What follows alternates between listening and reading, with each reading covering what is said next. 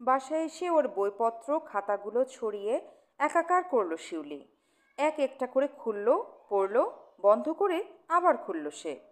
হঠাৎ তালা বন্ধ সুটকেসটার দিকে চোখ পড়তে বলল, দেখি, চাবিটা দেখি আপনার। কাসেদ বলল, কেন, চাবি দিয়ে কি করবেন আপনি? সুটকেসটা খুলব। কেন? খুলে দেখব ওর মধ্যে কি আছে। শিউলির কণ্ঠস্বর আশ্চর্য নির্লিপ্ত। কাসেদ বলল, না, ওটার চাবি আমি কাউকে দেই না। ও। ভ্রুজোড়া বিস্তারিত করে ঈষৎ হাসল শিউলি। সামনে এগিয়ে এসে চাপা স্বরে বলল, ওর মধ্যে প্রেমপত্রগুলো সব লুকিয়ে রেখেছেন বুঝি? তাহলে থাক, ওসব কাউকে না দেখানোই ভালো। হাসতে হাসতে আবার টেবিলটার দিকে সরে গেল শিউলি। ও চলে গেলে মা শুধলেন, মেয়েটা কে রে? কাসেদ বলল, জাহানারার চাচাতো বোন। মা বললেন, ও, তাই গলার স্বরটা অনেকটা জাহানারার মতো। মেয়েটা করে কি? কলেজে পড়ে। এখানে বুঝি বাসা আছে ওদের? না, ও হোস্টেলে থাকে। মা এত কথা জিজ্ঞেস করলেন, নাহার তবু একটা কথাও জিজ্ঞেস করলো না। ওরা যখন ভেতরের ঘরে বসে কথা বলছিল তখন নিজ হাতে চা বানিয়ে ওদের দিয়ে গেছে নাহার। আর কিছু লাগবে কি না কথা না বলে ইশারায় কাসেদকে প্রশ্ন করেছে সে। তারপর কাসেদ যখন শিউলির সঙ্গে পরিচয় করে দিয়েছে ওর, তখন উত্তরে ছোট্ট একটা আদাব জানিয়ে নিজের কাজে ফিরে গেছে নাহার। ওর ব্যবহারটা বড় অসামাজিক বলে মনে হলো কাসেদের। শিউলি চলে গেলে নাহারকে ডাকলো সে। আচ্ছা, তোমার এ কি স্বভাব বলো তো? একজন ভদ্রমহিলা বাসায় এসেছে, তার সঙ্গে আলাপ করিয়ে দিলাম, পরিচয় করিয়ে দিলাম, দু চারটে কথা বলবে, একটু আলাপ করবে, তা নয়, একেবারে চুপ। তোমার কি কথা বলতে কষ্ট হয় নাকি? বুড়ো আঙুল দিয়ে মেঝেতে দাগ কাটতে কাটতে নাহার জবাব দিল, আলাপ করার কিছু থাকলে তো। বলে এলোমেলো করে রাখা বইগুলো গুছোবার কাজে লেগে গেল সে। একটার পর একটা বইগুলো আবার সুন্দর করে সাজিয়ে রাখছে সে। কাসেদ চুপ করে রইল, আর কিছু জিজ্ঞেস করল না। দুটো ঘটনাই পরপর ঘটল। আগের দিন পুরো অফিসটায় একটা চাপা উত্তেজনায় ভুগেছে। কারণটা তেমন অভাবিত কিছু নয়। বড় সাহেবের সঙ্গে তার বউয়ের ছাড়াছাড়ি হয়ে গেছে। বউ ডাইভোর্স করেছে তাকে। হাজার হোক অফিসের বড় সাহেব, তাকে নিয়ে হাসির হুল্লোড় ছড়ানো যায় না। গলা কাটা যাওয়ার ভয় আছে। তবু কর্মচারীরা এ আলোচনা করতে ছাড়েনি। অবশেষে এমন কিছু যে ঘটতে পারত সবাই আঁচ করেছিল। যেখানে স্বামী স্ত্রীতে আদায় কাজকলায় সম্পর্ক, সেখানে সকল সম্পর্ক বর্জন করাই বাঞ্ছনীয়। তবু অনেকে সাহেবের জন্য আফসোস করল, বলল, বেচারা। আবার কেউ কেউ বলল, ভালোই হয়েছে, সাহেব বেঁচেছে, নইলে সারাটা জীবন ছারপোকা হয়ে থাকতে হতো। কেউ বলল, বিয়ে করে বড় সাহেব ঠকেছে, কী লোক ছিল, কেমন হয়ে গেছে। সাহেবকে নিয়ে জল্পনা কল্পনা শেষ না হতেই পরবর্তী ঘটনাটা ঘটল। মকবুল সাহেব, যিনি সারাদিন পান খেতেন আর অফিসটাকে জমিয়ে রাখতেন, তিনি হঠাৎ পক্ষাঘাত রোগে আক্রান্ত হয়েছেন। সেদিন অফিসে এসেই দারোয়ানের কাছ থেকে খবরটা শুনল কাসেদ। প্রথমে চমকে গিয়েছিল, পরে সামলে নিয়ে শুধালো, কার কাছ থেকে শুনলে? দারোয়ান জানালো, তার ছেলের কাছ থেকে। অফিসের সবাই জেনেছে একে একে। দুঃখ করছে। আহা, লোকটা বড় ভালো ছিল। তাদের শোক প্রকাশের ধরন দেখে মনে হলো যেন বুড়ো মকবুলের মৃত্যু সংবাদ শুনেছে তারা। তা পক্ষাঘাতে ভোগা আর মরে যাওয়া এক কথা। আফসোস জানাতে গিয়ে অ্যাকাউন্টেন্ট বললেন, যতদিন বেঁচে থাকবে একটানা কষ্ট করতে হবে। কাসেদ শুধালো, এখন তিনি আছেন কোথায়? কনিষ্ঠ কেরানি বলল, হাসপাতালে। সকালবেলা নাকি মেডিকেলে নিয়ে যাওয়া হয়েছে। অ্যাকাউন্টেন্ট বললেন, মেডিকেলে গেলে কি হবে, ও রোগ ভালো হবার নয়। কথাটা বেশ জোরের সঙ্গে বললেন তিনি। গলাটা অস্বাভাবিক শোনালো। মনে হলো রোগটা না সারুক, তাই যেন চান তিনি। টাইপরাইটারের ওপর হাত জোড়া ছড়িয়ে দিয়ে চুপচাপ অ্যাকাউন্টেন্টের মুখের দিকে তাকিয়ে রইল কাসেদ। মকবুল সাহেবের অনুপস্থিতিতে তার কাজের দায়িত্ব পড়বে অ্যাকাউন্ট সাহেবের হাতে। প্রমোশন হবে তার, আয় বাড়বে, পদমর্যাদা বাড়বে। খোদা করুন তিনি ভালো হয়ে যান তাড়াতাড়ি। কাজের ফাঁকে এক সময় অ্যাকাউন্টেন্ট বললেন, আল্লাহ তাকে আবার আমাদের মাঝখানে ফিরিয়ে আনুন। এটা কি তার মনের কথা? সত্যিই কি তিনি মনে প্রাণে তাই চাইছেন? কাসেদের কেন যেন বিশ্বাস হলো না। মানুষ মাত্র স্বার্থপর। স্বার্থের প্রশ্নের সঙ্গে বিরোধ বাঁধে। বাবাতে ছেলেতে সম্পর্ক ছিন্ন হয়, ভাই ভাইয়ের বুকে ছুরি বসায়। অ্যাকাউন্টেন্ট সাহেব ভালো করে জানেন, বুড়ো মকবুল যদি সুস্থ হয়ে আবার কাজে ফিরে আসে, তাহলে তার পক্ষে সেটা শুভ হবে না। এসব জানা সত্ত্বেও তিনি কি পক্ষাঘাতে আক্রান্ত ব্যক্তিটির রোগমুক্তি কামনা করছেন, নাকি এ তার বাইরের কথা? মনে মনে হয়তো অন্য কিছু ভাবছেন। ভাবছেন বুড়ো যেন আর সুস্থ না হয়, হয় মারা যাক, কিংবা অসুস্থ অবস্থায় পড়ে থাকুক বিছানায়। মানুষ তাই চায়। নিজের মঙ্গলের জন্য অন্যের ক্ষতি চিন্তা করতে সে একটুও বিলম্ব করে না। কাসেদ কাজে মন বসাতে চেষ্টা করলো, কিন্তু বুড়ো মকবুলের কথা বারবার মনে হতে থাকতো তার। বিকেলে অফিস শেষ হবার কিছু আগে বড় সাহেব ডেকে পাঠালেন তাকে। স্ত্রীর সঙ্গে ছাড়াছাড়ি হয়ে যাবার পর এ কদিন কারো সামনে আসেননি তিনি। কথা বলেননি কারো সঙ্গে। অফিসে এসেছেন, থেকেছেন, কাজ করেছেন। কাসেদ যখন বড় সাহেবের রুমে এসে ঢুকলো, সাহেব তখন এক গাদা ফাইলের মধ্যে মুখ গুঁজে আছেন। তার দৃষ্টি আকর্ষণ করার জন্য বার কয়েক কাশল কাসেদ। তবু তাকাচ্ছেন না তিনি, তাই নীরব হয়ে দাঁড়িয়ে রইল সে। দেয়াল ঘড়ির পেন্ডুলামটা দুলছে দোলনার মতো, শব্দ হচ্ছে। বড় সাহেব ফাইলটা বন্ধ করে রাখলেন। তারপর কাসেদের দিকে চোখ পড়তে একটু অবাক হয়ে শুধলেন, আপনি এখানে কেন? কাসেদ বলল, আপনি আমাকে ডেকে পাঠিয়েছেন। সাহেব কি যেন ভাবলেন। কপালের আঁকাবাঁকা রেখাগুলো ধীরে ধীরে স্পষ্ট হয়ে আসছে তার। দু চোখে কি এক শূন্যতা। হঠাৎ নড়ে চড়ে বসলেন সাহেব। বললেন, হ্যাঁ, আপনাকে ডেকেছিলাম মকবুল সাহেবের খবর জানতে। ওর কি খবর? কাসেদ বলল, আমি ঠিক জানি নে। শুনেছি হাসপাতালে আছেন, মেডিকেল কলেজে। হুম। টেবিলের ওপর কয়েকখানা ছড়ানো কাগজ ফাইলের মধ্যে রেখে দিতে দিতে সাহেব শুধলেন, আপনার কি এখন কোনো কাজ আছে? না। তাহলে চলুন একবার হাসপাতালে যাওয়া যাক। টেবিলের ড্রয়ারগুলো বন্ধ করে রেখে উঠে দাঁড়ালেন বড় সাহেব। হাসপাতালে মকবুল সাহেবের বেডটা খুঁজে বের করতে বিশেষ বেগ পেতে হলো না। 5 নম্বর ওয়ার্ডের 17 নম্বর বেড। দূর থেকে কাসেদ দেখতে পেল বিছানার চারপাশে মকবুল সাহেবের বউ এবং ছেলেমেয়েরা তাকে ঘিরে দাঁড়িয়ে। বড় সাহেব চাপা গলায় শুধলেন, এখন কি ওখানে যাওয়া ঠিক হবে? কাসেদ কি বলবে ভাবছিল, এমন সময় মকবুল সাহেবের স্ত্রীর চোখ পড়ল এদিকে। এদের সেদিকে তাকিয়ে থাকতে দেখে মাথার ঘুমটা টেনে একপাশে সরে দাঁড়ালেন। বড় ছেলের সামনে এগিয়ে এসে বিনীত স্বরে বলল, আসেন স্যার। সাহেব যেতে যেতে শুধলেন, এখন উনি কেমন আছেন? আগের চেয়ে কিছুটা ভালো আছেন স্যার। ওরা বেডের যে পাশে গিয়ে দাঁড়ালো, তার অন্য পাশে পাশাপাশি 3টি মেয়ে দাঁড়িয়ে। 3 জনের মাথায় ঘোমটা টানা। প্রথম জনের কোলে একটি বাচ্চা মেয়ে, হয়তো সে সবার বড়, বিবাহিতা। দ্বিতীয় জনের বয়স 20-21-এর মতো হবে। মুখখানা ভালো করে দেখতে না পেলেও কাসেদের চিনতে ভুল হলো না। এই সেই মেয়ে, বিকেলে যাকে বাড়ির আঙিনায় বসে থাকতে দেখেছিল সে। তৃতীয় মেয়েটির গায়ের রং ওদের চেয়ে ফর্সা, বয়স অল্প। সাহেব অত্যন্ত স্নেহের সঙ্গে মকবুল সাহেবের কপালে একখানা হাত রাখলেন। চোখ মেলে তাকালেন মকবুল সাহেব। এক দৃষ্টে তাকিয়ে রইলেন সাহেবের দিকে। চোখের পলক পড়ছে না, ঠোঁট জোড়া কাঁপছে শুধু, যেন কিছু বলতে চান তিনি। সাহেব মৃদু গলায় বললেন, চিন্তার কিছু নেই, ভালো হয়ে যাবেন। মকবুল সাহেবের খোলা চোখ দিয়ে দরদর করে অশ্রু ঝরতে লাগলো। ও পাশে দাঁড়ানো 3টি মেয়ে আর তাদের মা আঁচলে চোখ মুছল। ওরাও কাঁদছে। কাঁদছে না শুধু ছেলেরা, ওদের সারা মুখ ম্লান, চেহারায় যন্ত্রণার ছাপ, কিন্তু চোখে অশ্রু নেই। সাহেব বললেন, চাকরির জন্য চিন্তা করবেন না, ওটা আপনারই থাকবে। কিছুদিন পর ভালো হয়ে গেলে আবার জয়েন করবেন। মকবুল সাহেব আবার কিছু বলতে চেষ্টা করলেন, বলতে পারলেন না। ও পাশে দাঁড়ানো স্ত্রী কন্যার উপর চোখের দৃষ্টি ঘুরিয়ে এনে আবার বড় সাহেবের দিকে তাকালেন তিনি। পলক পড়ছে না চোখের, শুধু পানি ঝরছে আর ঠোঁট জোড়া কাঁপছে।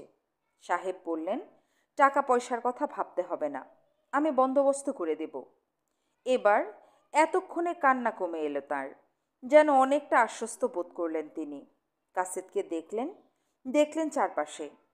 কাসেদের দিকে মুখখানা ঘুরিয়ে এনে বড় সাহেব চাপার স্বরে বললেন, এদের দেখাশোনার দায়িত্বটা আপাতত আপনাকেই নিতে হবে। কাসেদ সম্মতি জানিয়ে মাথা নত করল। সাহেব আবার বললেন, আমি অফিস থেকে কিছু টাকা স্যাংশন করিয়ে দেব, প্রয়োজন মতো খরচ করবেন। কাসেদ আবার মাথা নোয়ালো। একটা নার্স এসে টেম্পারেচার নিয়ে গেল। তাকে একপাশে ডেকে নিয়ে গিয়ে কি একটা যেন আলাপ করলেন বড় সাহেব।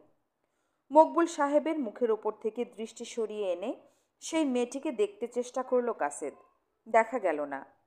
সন্ধ্যার মতো আবছাই রয়ে গেল সে। রাস্তায় বেরিয়ে এসে একটা ফলের দোকান থেকে কিছু ফল কিনে দিলেন বড় সাহেব। বললেন, এগুলো হাসপাতালে পৌঁছে দিয়ে আপনি বাসায় চলে যান। ফলের ঠোঙা হাতে চলে আসছিল কাসেদ। সাহেব পেছন থেকে আবার ডাকলেন। বললেন, আপনাকে কষ্ট দিচ্ছি, কিছু মনে করবেন না। সাহেবের গলার স্বরটা কেমন যেন ক্লান্ত আর জড়ানো। কাসেদ অবাক হয়ে তাকালো ওর দিকে। গাড়ি আছে, বাড়ি আছে, চাকরি আছে ভালো, টাকা পয়সার অভাব নেই, তবু সুখী হতে পারল না লোকটা। কাসেদ নীরবে কিছুক্ষণ তাকিয়ে রইল ওর দিকে, কিছু বলল না। পুরো অফিসটা চাপা কথার গুমোট হাওয়ায় ভরে আছে সেই সকাল থেকে। মকবুল সাহেব, পক্ষাঘাতে আক্রান্ত মকবুল সাহেব কি ভালো হবেন? এ রোগ তো ভালো হবার নয়। আর যদি তিনি ভালো না হন, কাকে নেবে কিছু জানেন? 1 নম্বর কেরানি চাপা স্বরে শুধলেন 2 নম্বর কেরানিকে। 2 নম্বর কি বললেন কিছু শোনা গেল না। দুপুরে বড় সাহেব ডেকে পাঠালেন কাসেদকে। কিছু টাকা দিলেন, খোঁজ খবর নিলেন। বললেন, আমি অবশ্য বিকেলের দিকে একবার যাব। কাসেদও ভাবছিল বিকেলে একবার হাসপাতালে গিয়ে দেখে আসবে লোকটাকে।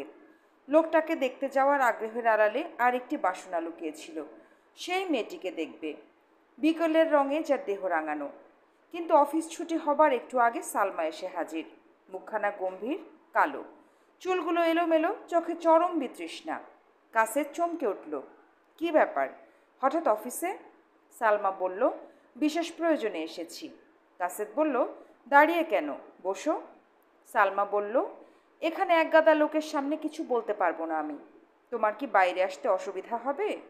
না, অসুবিধা কিসের? এই তো একটু পরই অফিস ছুটি হবে, তারপর বাইরে বেরোনো যাবে ক্ষণ। কিন্তু এমন কি ঘটলো বুঝতে পারছি না। তোমাকে যেন একটু ক্লান্ত মনে হচ্ছে। ক্লান্ত বই কি, সালমা চাপার স্বরে বলল, বড় ক্লান্ত, ভীষণ ক্লান্ত হয়ে পড়েছি আমি। শেষের কথাগুলো স্পষ্ট শোনা গেল না।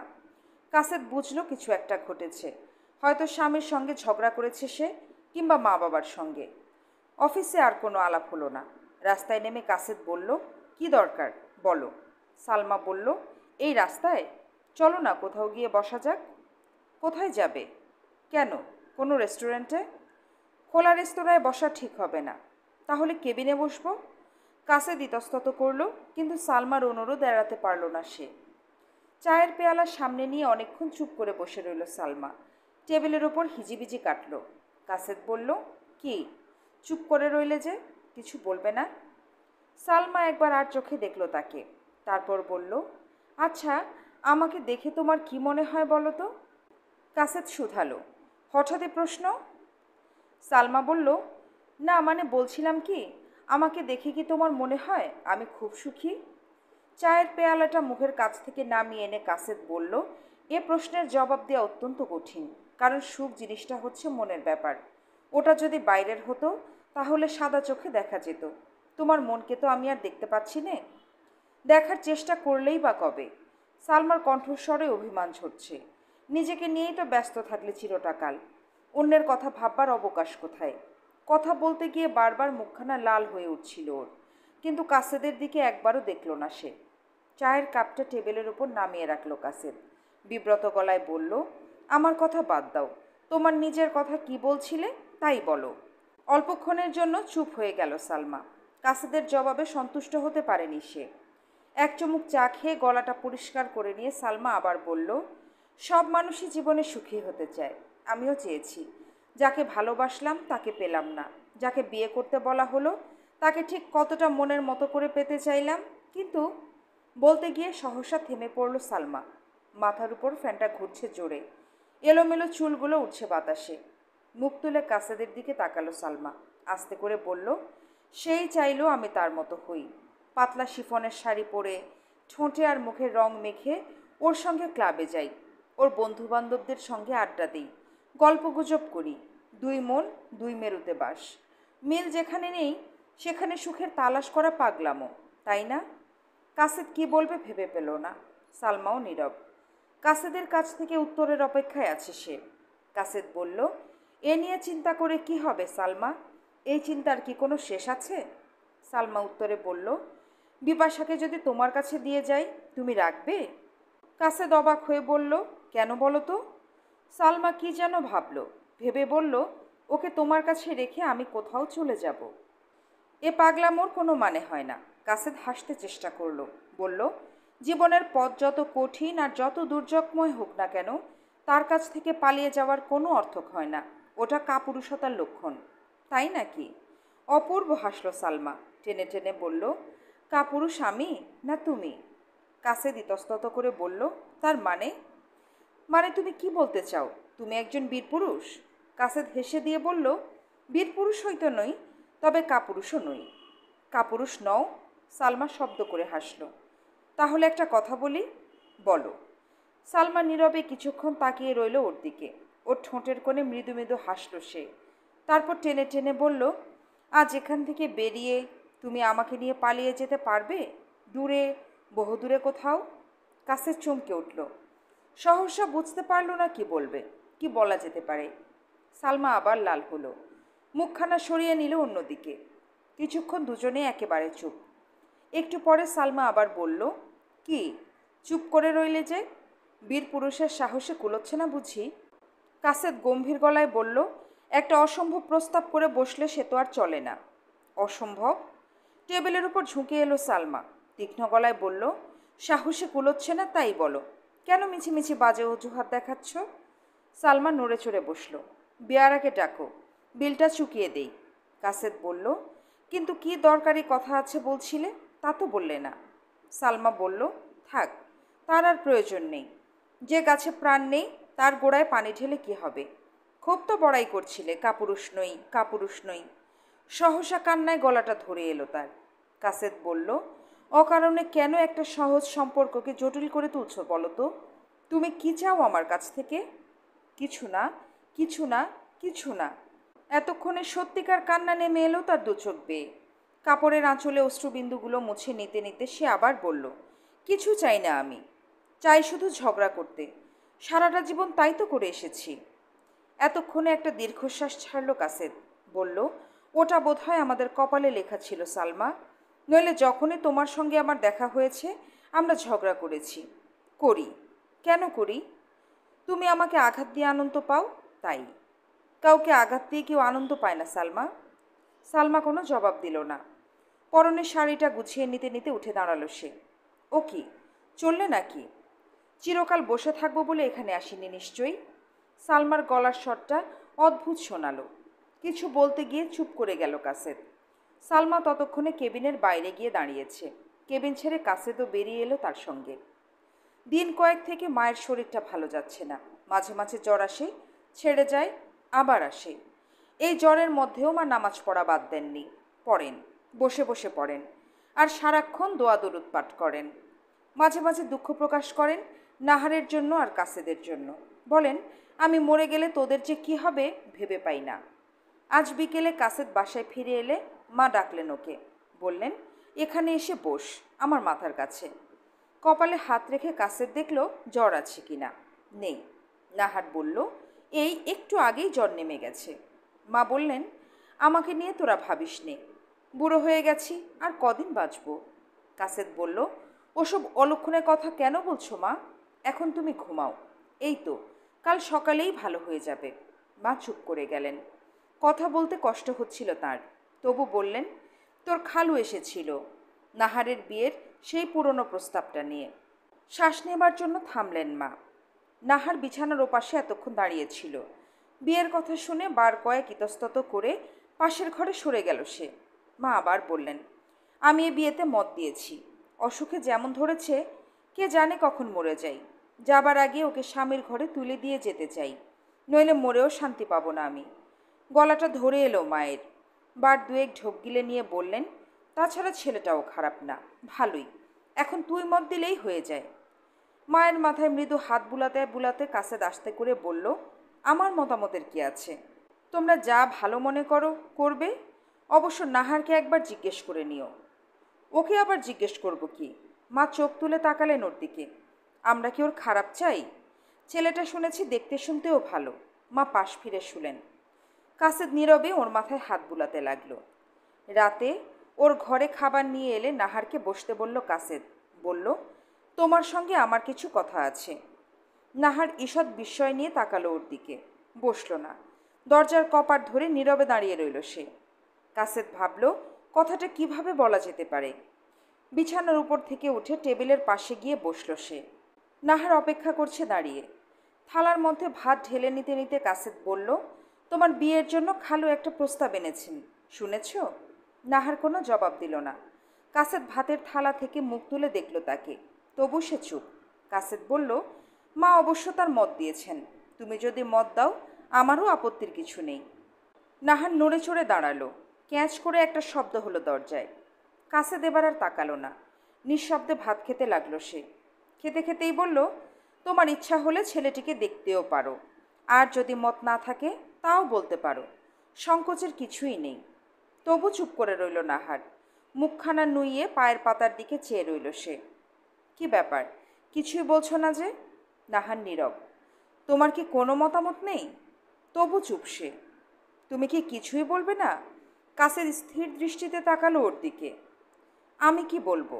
এতক্ষণে কথা বলল নাহার। ওর গলার স্বরে বিরক্তি আর বিতৃষ্ণা। আপনারা যা ভালো মনে করেন তাই করবেন, আমার কোনো মতামত নেই। এক নিঃশ্বাসে কথাগুলো বলে গেল সে। শেষের দিকে গলাটা জড়িয়ে এলো তার। তখনও দাঁড়িয়ে সে। হারিকেনের আলোয় মুখখানা ভালো করে দেখা গেল না। মা পাশের ঘরে দোয়া দুরুদ পড়ছেন শুয়ে শুয়ে। এখান থেকে সব কিছু শোনা যাচ্ছে স্পষ্ট। ভাত খেয়ে উঠে দাঁড়াতে থালা বাসনগুলো নিয়ে বেরিয়ে গেল নাহার। ও চলে যেতেই খাতা কলম নিয়ে বসল কাসেদ। লিখবে, ভীষণ লিখতে ইচ্ছে করছে ওর। অফিসের কানাঘুষা ইদানিং অন্য একটা রূপ নিয়েছে। মকবুল সাহেবের প্রতি বড় সাহেবের পক্ষপাতিত্ব সবার মনে ঈর্ষার জন্ম দিয়েছে। আর তাই রোজ অফিসে এসে কাজের ফাঁকে তারা চাপার স্বরে এই অর্থপূর্ণ সম্পর্ক নিয়ে আলোচনার ঝড় তুলছে। রোজ বিকেলে সাহেব হাসপাতালে যান অসুস্থ মকবুল সাহেবকে দেখতে, তার খবরাখবর নিতে। কিন্তু কেন, কিসের জন্য? শহরে এমন আরেকটি অফিস কি কেউ দেখাতে পারবে যার একজন কর্মচারী অসুস্থ হয়ে পড়লে বড় সাহেব রোজ তাকে দেখতে যান? শুধু কি দেখতে যাওয়া, রোজ যাওয়ার সময় বিস্কুট, হরলিক্স, ফলমূল কত কিছু নিয়ে যান তিনি। তাছাড়া ওর পেছনে টাকা খরচ করার ব্যাপারেও এতটুকু কার্পণ্য করছেন না তিনি। শোনা যাচ্ছে কলকাতা থেকে একজন নামকরা ডাক্তার আনার কথা ভাবছেন বড় সাহেব। কিন্তু কেন? কাসেদ বলল, যদি টাকা খরচ করেই থাকে আপনাদের এত মাথা ব্যথা কেন? শুনে বিশ্রীভাবে হাসে এক নম্বর কেরানি। বলে, মাথা ব্যথা হতো না যদি না এই টাকা খরচের পেছনে অন্য কোনো উদ্দেশ্য লুকোনো থাকতো। বলে আবার হাসে লোকটা। কাসেদ বুঝতে পারে না ও কি বলতে চায়। ইতস্তত করে সে আবার প্রশ্ন করে, তার মানে? মানে মানে অত্যন্ত সহজ। চারপাশে তাকিয়ে নিয়ে এক নম্বর কেরানি বলে, মকবুল সাহেবের একটি বয়স্কা মেয়ে আছে, সে খবর রাখেন? কাসেদ বলে, হ্যাঁ রাখি, একটি নয় 2-3টি মেয়ে আছে তার। ব্যাস।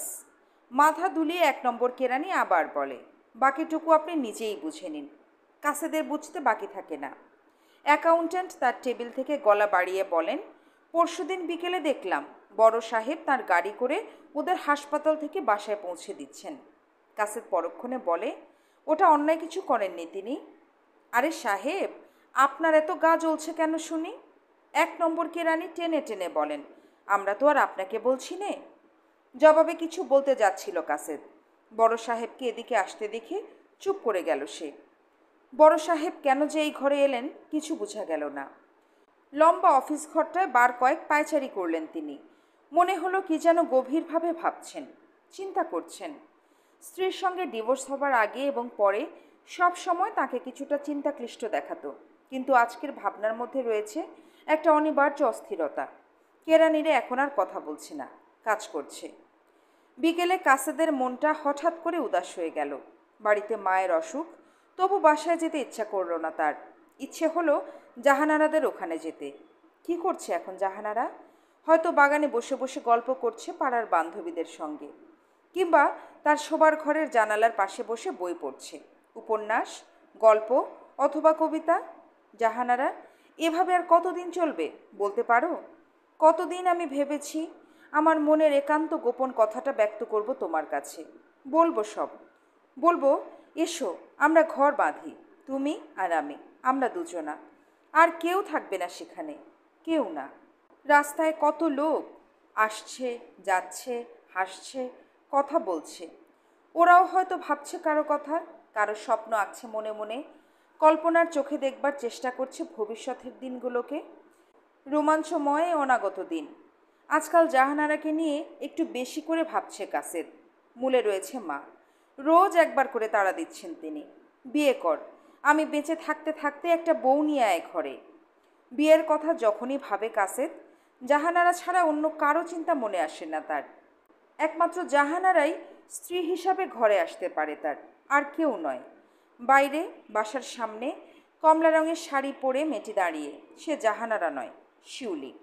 শিউলির সঙ্গে সে অনেক দিন আগে জাহানারার জন্মদিনে এই বাড়িতেই প্রথম আলাপ হয়েছিল তার। শিউলি বলল, ও এখন সেতার শিখছে, ডিস্টার্ব করা ঠিক হবে না, আসুন না আমরা এখানে মাঠের ওপর বসি। কাসেদ ইতস্তত করে বলল, হ্যাঁ বসা যেতে পারে, আমার কোনো আপত্তি নেই। শিউলি ঠোঁট টিপে হাসল, মনে হলো কিছু বলবে, কিন্তু বলল না। মাঠের ওপরে যেখানে কয়েকটা ফুলের টবে লাল সাদা ফুল ফুটে আছে, সেইখানে এসে বসলো ওরা। কাসেদ বলল, আমাদের বাসায় এলেন না যে আর? শিউলি বলল, যেতাম, কিন্তু পরে ভাবলাম এই আসা যাওয়ায় উৎসাহ দেখে আপনি যদি শেষে ভুল বুঝে বসেন আমার। ভুল? কিসের ভুল? কাসেদ অবাক হলো। শিউলি হেসে হেসে বলল, যদি ভাবেন আমি আপনার প্রেমে পড়ে গেছি তাহলে? বলে শব্দ করে হেসে উঠল সে।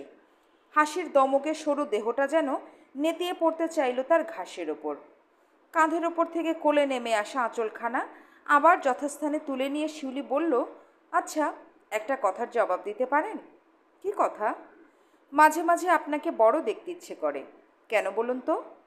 শিউলি তার চোখের দিকে তাকালো। পরপর কয়েকটা ঢোক গিলল কাসেদ। জবাব দেবার মতো কোনো কথা খুঁজে পেল না কাসেদ। আলোচনাটা অন্যদিকে ঘুরিয়ে নেয়ার জন্যই হয়তো সে পরক্ষণে বলল, চলুন না জাহানারার ঘরে গিয়ে বসা যাক, এতক্ষণে তার সেতার শেখা নিশ্চয়ই শেষ হয়েছে। এত শীঘ্রই? শিউলি যেন চিৎকার করে উঠল। তার ঠোঁটের কোণে সেই অর্থপূর্ণ হাসির ঈষৎ তরঙ্গ তুলে ধীর গলায় বলল, আপনি কি ভাবেন সেতার শেখাটাই মুখ্য? কাসেদ শুধালো, কেন বলুন তো? শিউলি হাসল, আপনি কিছুই জানেন না তাহলে? কাসেদের বুকটা কেঁপে উঠল সহসা। কিছু বলতে গিয়ে আবার বার কয়েক ঢোক গিলল। কই, জানি না তো। শিউলির চোখে মুখে কৌতুক। সামনে ঝুঁকে এসে আস্তে আস্তে বলল, তারের সঙ্গে তারের জোর প্রেম চলছে। তার মানে? হৃৎপিণ্ডটা গলার কাছে এসে আঘাত করছে যেন। সপ্রশ্ন দৃষ্টি মিলে ওর দিকে তাকিয়ে রইল কাসেদ। শিউলি বলল, এখনও বুঝলেন না? ঠোঁট টিপে আবার হাসল সে। এই সহজ কথাটা বুঝতে এত দেরি হচ্ছে আপনার? চারপাশে এক পলক দেখে নিয়ে আরও কাছে সরে এলো শিউলি। মাস্টার আর ছাত্রীতে মন দেয়া নেয়ার পালা চলছে, বুঝলেন? কাসেদের মনে হলো ওর দেহটা যেন ক্লান্তি আর অবসাদে ভেঙে আসতে চাইছে। উঠে দাঁড়াবার শক্তি পাচ্ছে না সে। কেন এমন হলো? কেন এমন হলো জাহানারা? এ সিদ্ধান্ত নেবার আগে আমাকে একবার জিজ্ঞেস করলে কি ক্ষতি হয়ে যেত তোমার? আমি নিশ্চয়ই বাধা দিতাম না। কেন দেব?